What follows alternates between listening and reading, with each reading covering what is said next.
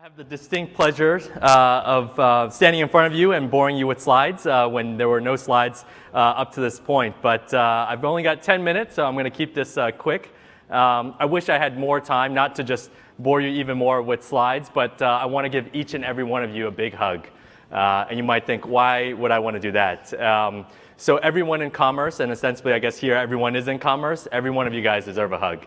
And I need a hug after being in commerce for 4 years. And when I see other folks in commerce, like instead of just like shaking hands, a lot of times we just hug each other and we whisper in each other's ear, like, like, how's CAC? Yeah, it's coming down. How's LTV? Yeah, it's doing all right, man. So commerce people deserve a hug. People who worked at Zynga deserve a hug. I worked at Zynga as well. So whenever I see folks that work at Zynga, we give each other a hug. And third group, I guess, would be my mom deserves a hug. And so my mom was a very hardworking woman, didn't speak a ton of English before moving to the States, and actually supported a family of 4, me, my sister, my dad, and herself, working a minimum wage job as a cashier at a fast food restaurant for many years, living in Baltimore. And so every time I see my mom, she still gets a hug from me. Except nowadays, growing up, we had to save quite a bit. And so it's an interesting segue because, even as we were doing a little bit better, it was always really kind of incumbent upon our family to try to save money. And so how did you do that? Back in the day, in the 80s, it was crazy because there was this new concept called the warehouse club. And so if you needed a lot of something, you would go to the price club, buy a ton of it, and save a little bit of money. And so now it's mainstream, but back then it certainly wasn't. And so you needed a business license back then. So we borrowed a friend's kind of business license, and we went. And then if you waved the card really quickly, then they kind of just oh, whatever, just go in. They can't really tell who you are. But as things go on, I found my mom still loves warehouse clubs. She still loves to drive an hour and a half to access $1 of savings. And I'm like, Mom, you're so cheap, Mom, And she's like, I'm frugal. And I'm like, what?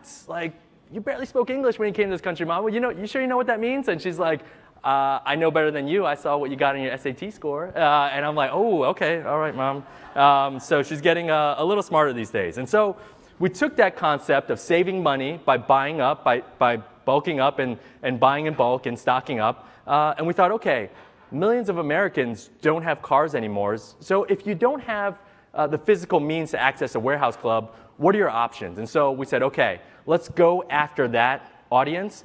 And this is where we started. And so this was the garage. And so we started in a garage in tropical New Jersey, not far from here. And everyone loves the story of oh my gosh, I'd love to start a company in my garage. Oh, it's so sexy. We loved it. Didn't Google start in a garage? Listen, folks, this was not a sexy garage, right? You see the leaf blower in the back. There's a ladder back there. I was 30-something years old when I started this company. So I'm sitting in Central Jersey in a 2-car garage, telling friends and family and telling the in-laws that what I do for a living is we sell toilet paper out of a garage.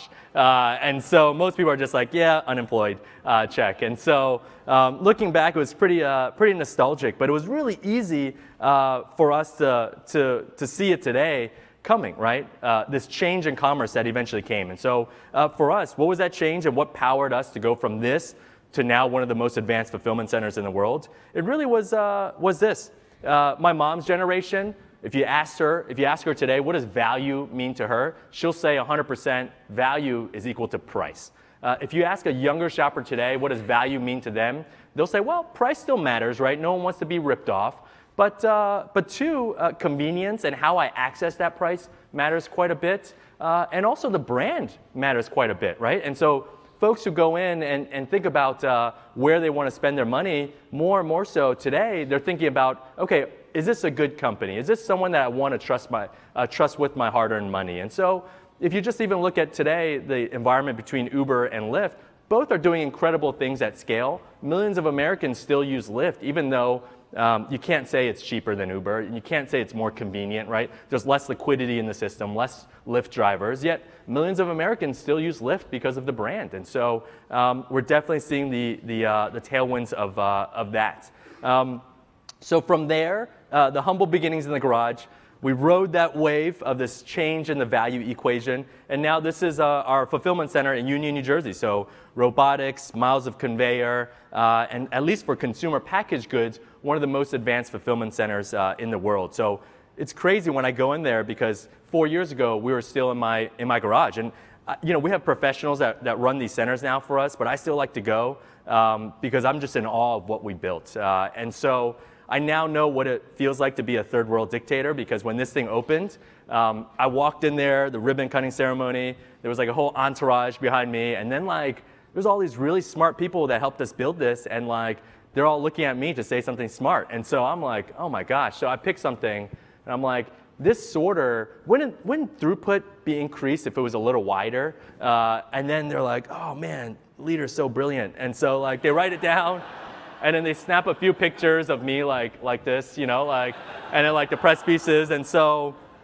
afterwards, they're like, never let that man ever in here again. What an idiot, And so here's the fulfillment center. But what we found out, and I'm sure what we're probably known for, if you guys have heard about us, is kind of how we treat employees and how we treat customers. And so for us, these folks have broken their backs, have literally shed tears, have literally shed sweat and blood in order for us to get to this point to automate this fulfillment center.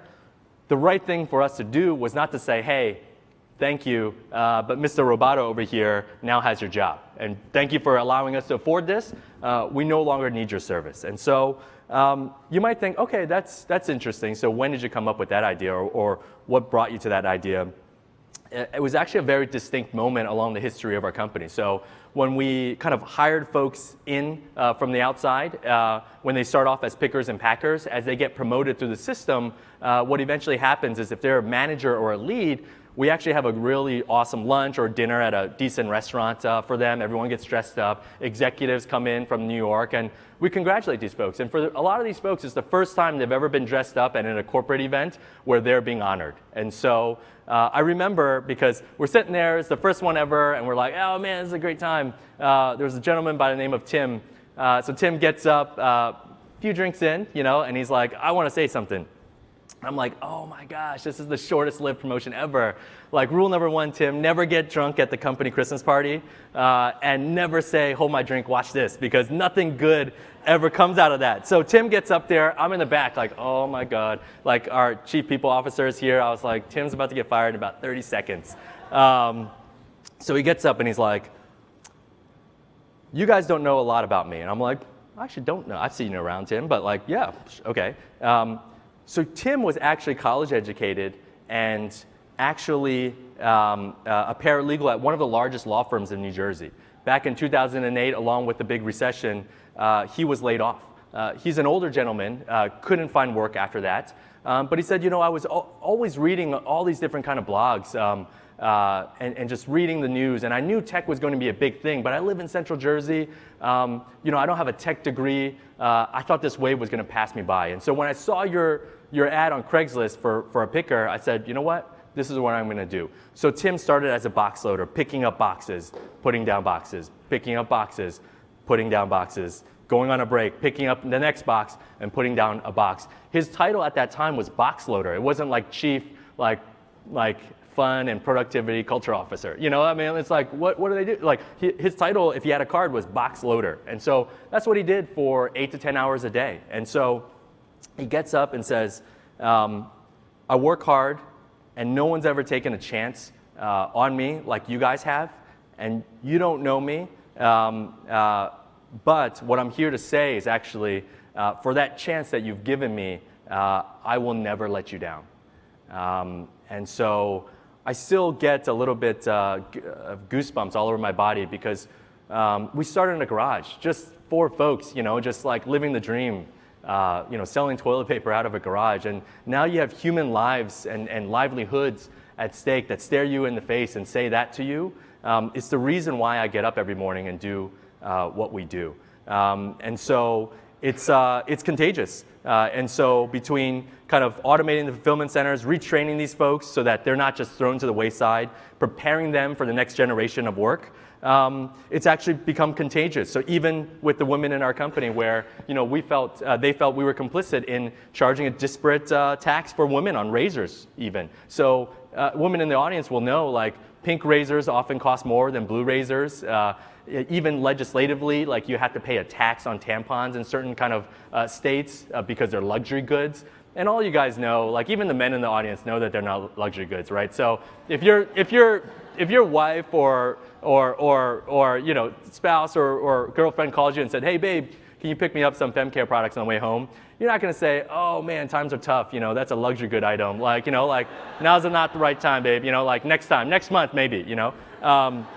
So if it doesn't pass that straight face test, why do we tax women on these products? Not only because, not only from the face of a retailer, but also legislatively. So now the women of Boxed fly all over the country to actually testify under oath in front of state legislatures to help us abolish this tax. On Boxed, we are still today the only major retailer in America, or probably the only retailer in America, that has taken down the price of our fem care products and taken down the price of our razors and other pink tax items so that women pay the same price as men on these products. And so this is contagious. And lastly, this is where we end up. And so not just all hugging each other before work every day, but this is my message to you guys in the audience. We're all here, we're all in commerce, and we're all at a certain degree or a certain high level kind of area within your own organizations. And if the American dream was all about starting off on that first rung ladder where they're getting that retail job, that frontline retail job, that frontline food job, that frontline commerce job, and if that automation starts to take away that first rung, guess what, folks? It's going to be incumbent on us to lend a hand, just like folks have lended a hand throughout each and every one of your guys' career, to lift you up and to make not only the company better, but to make our society function the way that it originally was planned out to be. So I know it's a heavy topic. I did it in 10 minutes. My name is Chieh. I'm the CEO of Boxed. I don't think I said that yet, but check us out. If you love the app, give us 5 stars. If you don't love the app, don't rate it at all. But I appreciate it. Thanks for all the support, and I'll see you around out there. Thanks, guys.